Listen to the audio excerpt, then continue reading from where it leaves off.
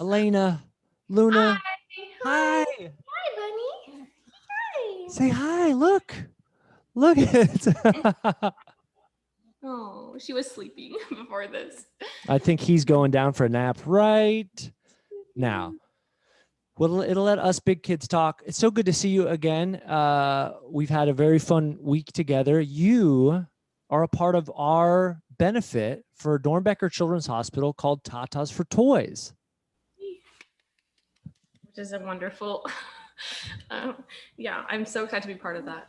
Honestly. We're so glad to have you too. For those that are uninitiated, every year in Portland where we do our show, normally we're live, and the finest North Pole dancers, the best strippers from the Rose City, get together with me, and we throw the party of the year to get toys for the kids at Dornbecker Children's Hospital, which is part of OHSU, which is this like wonderful hospital university that is like leading in cancer research. And as far as Dornbecker for kids, there's like no better place to try to get well. And we did this big group Zoom this week that we're going to air on the show Tuesday the 22nd. Tell me about being a part. This was new.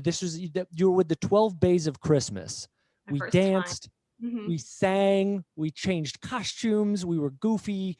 We did jingle butts, jingle butts, jingle butts, jingle all the way. Tell me about being a part of that event.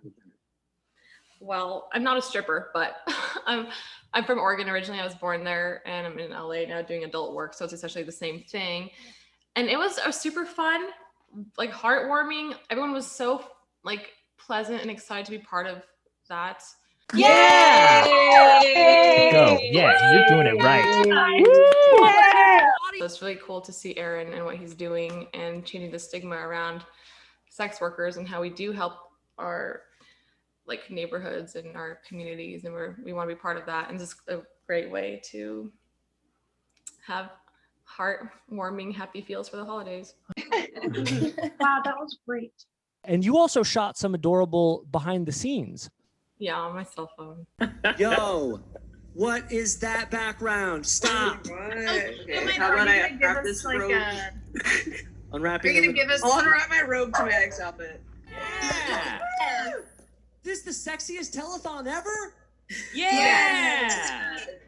Last year we raised $10,000. We took that money. The next day we went to a local toy store. We bought the toys. We dropped them off at the hospital. And that's one of the best things. I wish you were here for that, because that's one of the, oh my God, the adorable nature of oh, that's so adorable. I love you. You're no stranger to humanitarian efforts. And I found this truly incredible. You had gone to Kenya a few years ago, and you had assisted 140 Kenyan women in getting toiletries and basic essentials. Yeah, it was women that were in prison for like killing their rapists and abusers, and then they have kids within the prison, and the kids are like in the prison, and it's just really, and they're there for life, and it doesn't sit right with me. Oh my. Wow. Tell me about that experience, like being in Kenya and going out and assisting these women. I mean, I've got no basis for that. I've never been to that country. What was that like? It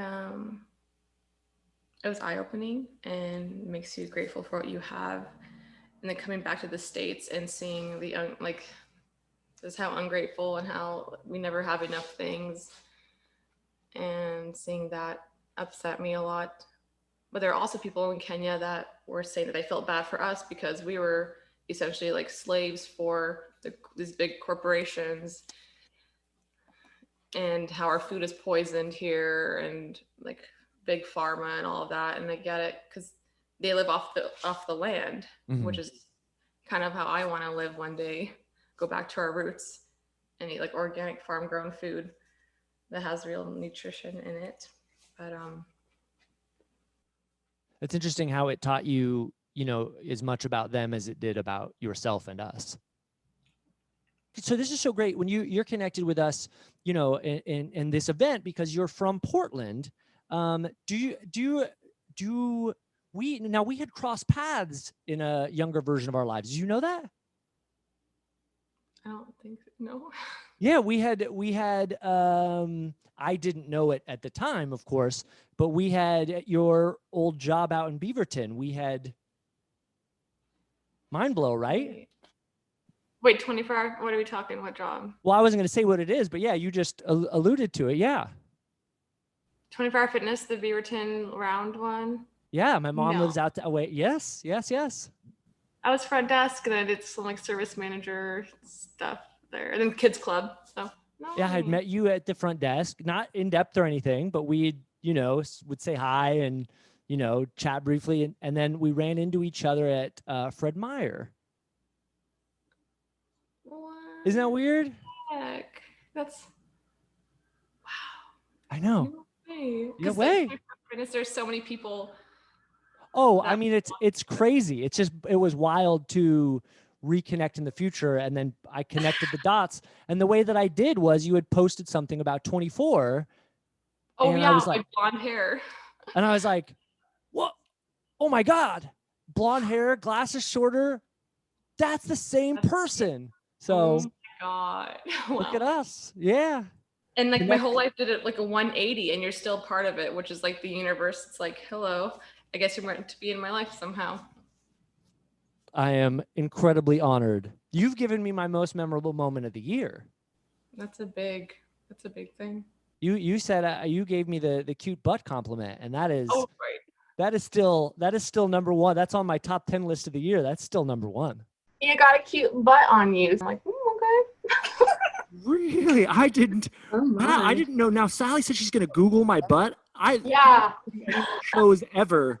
Now that my butt's getting Googled, this is a dream come true. I need to retweet that again. It's the truth, doggone it. You've brought a lot of joy. Tell me about even pivoting out of Portland. How did that happen? How did the Portland to LA come about? I got a divorce, so I wanted to like start a new life and spread my wings and like really live life to the fullest. It was a 4-month marriage that was completely like horrible. So I didn't want to be in Oregon anymore because his family has a big family. I just didn't want to bump into anyone. Sure. And I just kind of went off the deep end and like it's actually from Oregon to Florida and then from Florida to LA. So I was like a natural Florida move in the middle. Totally understand. Post divorce, you throw a little Florida in, and then you then cut back it to was a Craigslist ad for a erotic photo shoot for like X amount of money, and I was like, sure, because I didn't get back on my feet, and I was like looking for a quick cash thing just to kind of have stability in my life again. And turns out it was adult work. I didn't know there's such a huge market for that, and I did like that one shoot, and then from there tons of other companies were like, oh my God, like we gotta book this girl, like, so I just ended up staying there. That's how it happened. Yeah. Can I ask, had you done any modeling in Oregon before that? Yeah, mainstream, but like I dabbled in it and then like got screwed over by like one agency. My mom got me into since I was a kid, but then even there wasn't much going on in Oregon at the time, and like my mom was skeptical of recruiters also, like growing up in the church, like she wasn't that thrilled about like me getting in that world anyway, but here I am doing porn anyway. So it's just like, I wish I could have been pushed more into like mainstream modeling, but everything happens for a reason the way that it happens, and I'm happy where I am. Hey, can I ask you a couple of fun questions? This is our naughty Christmas special. And so I was just curious about, well, first of all, you know, we have a lot of hip hop artists on our show. And I noticed recently on Twitter, you've befriended a big hip hop artist, Young Gravy. Yep. One of the best names in the game. We play Rapper Not Rapper on our show, where people have to guess if it's a real or fake name. And that's what we call a Rapper Not Rapper alumni. Here we go. Number 2, Rapper Not Rapper, Young Gravy. That's the rapper. Not a rapper. It's a rapper. All right, It's we split definitely that a rapper. one. Young Gravy is real. Because, you know, that's a great new age name. Tell me about your new friendship with Young Gravy. Maybe like I think 2-ish years ago, I did a music video for one of his pizzazz songs where you could see I have like a solo little snippet act in there. Oh, I'm digging that up.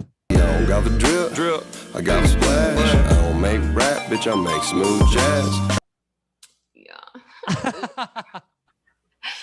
It's okay. Go for it. But and then since then, afterwards we all like exchanged numbers to like other collaborations and whatnot. And he and I kept in contact. He'll invite me to parties, but I kind of don't go to them. But I was like, hey, I need a location to shoot some girls at. And he's like, oh, hell yeah. And now he's like, oh, next time, can you like book so-and-so girl to shoot at my place? Cause like he wants to like get their number, talk with them or something. So, yeah. So he opened his home for me to shoot like for I'm starting a website. So he kind of helped me out there for free. So. Oh, so you used Young Gravy's house pad, his potato pad to shoot. Right. I was thankful because every other like shooting location has been like super shot out in the adult industry. It's like it's like the same few houses. So I was excited to have like a new location. And then he made a cameo, right? Am I mistaken? Yeah, he did 2 cameos. For the first scene with Lainey Gray and the second scene with Milana Risi, he like brought the fruit plate that like she did the insertions with and like a towel because the second girl like squirted everywhere. Sorry. Oh, that's fantastic. That's dream come true. He had his friends there too, and like they're like giggling in the background, and like they were all for it. Elena, you make all kinds of dreams come true. I guess so. I don't know. Hey, tell me about the website. I mean, I know that you were directing the content, you know, that Young Gravy was in, which it may be one of the greatest sentences I've said this year. It's just a great set of words. Tell me about the upcoming project with the website. Okay, it's kind of low key, but I love food and I like intercourse. So I'm thinking we need to make a website that integrates those 2 things, but in a more glamorous way. So yeah, like fruit, veggie inserts and like eating them off of, I don't know how crazy we're going to get, but I just want to mix those 2 components. Produce and porn. You figured it out. Yeah. It's like George Costanza from Seinfeld. That's like his dream.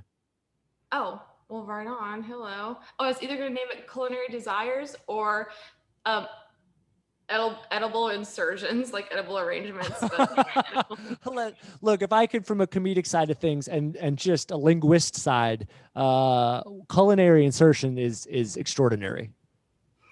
Good to know. Thanks.